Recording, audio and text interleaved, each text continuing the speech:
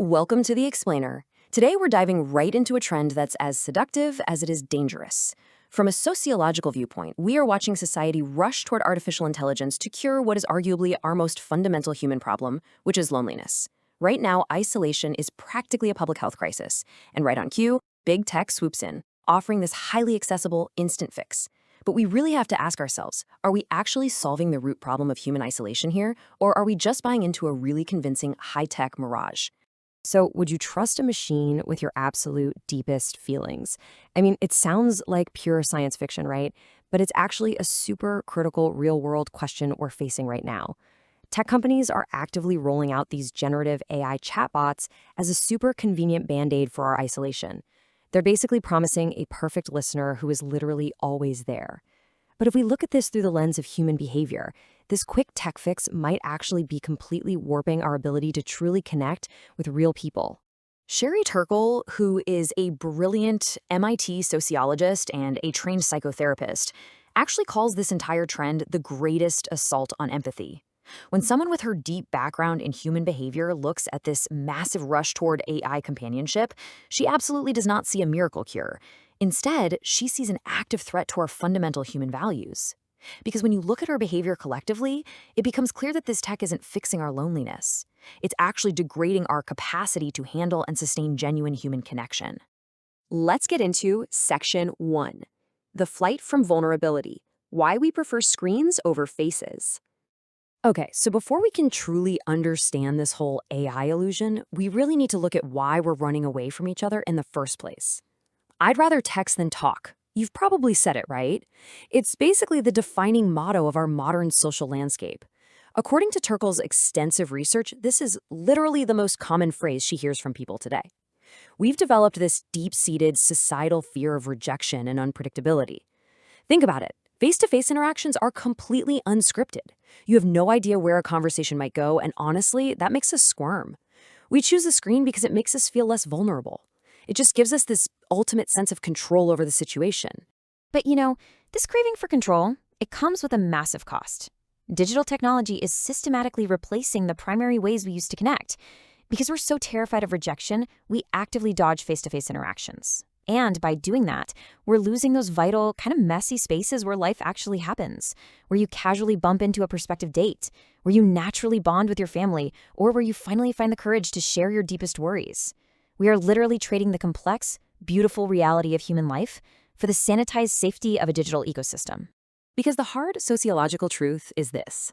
Face-to-face conversation is exactly where intimacy and empathy develop. Period. You just can't shortcut this process. It's only when you're physically sitting with someone, navigating those awkward pauses, maintaining eye contact, dealing with unscripted reactions, that genuine intimacy actually grows. In our personal lives, that's what builds empathy. And in the workplace, that exact same face-to-face dynamic is what drives real productivity, clarity, and collaboration. Actual human connection requires actual physical effort.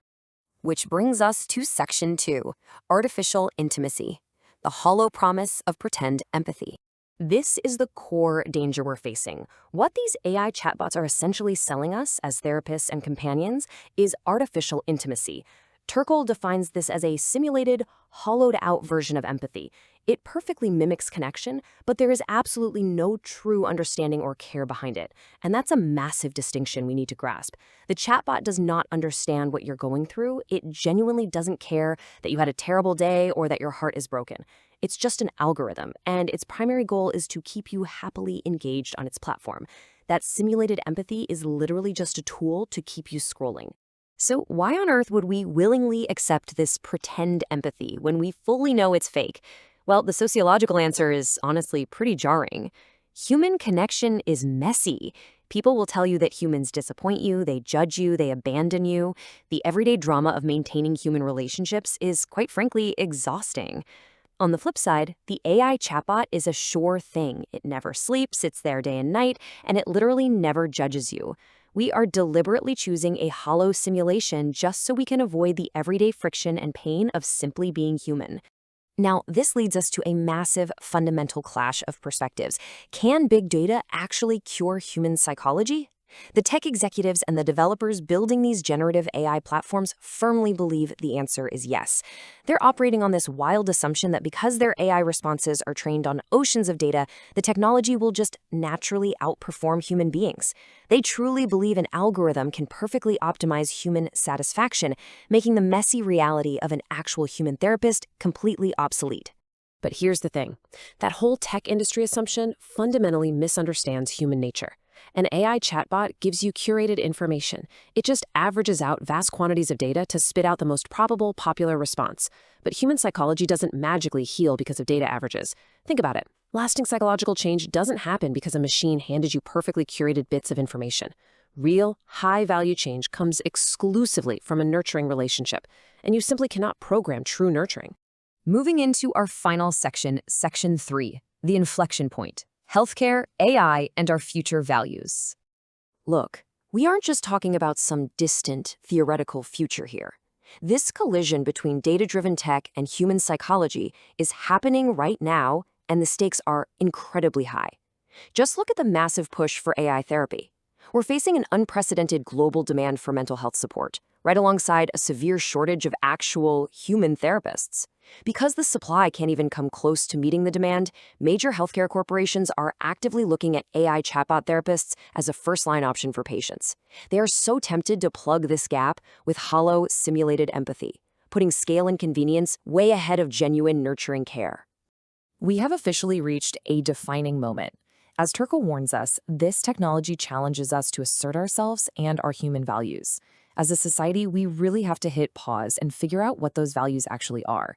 It's not an easy conversation by any means, but it's one we need to have immediately. Because if we let systemic convenience override our biological need for authentic connection, we genuinely risk losing the very empathy that forms the bedrock of our communities. So I want to leave you with this.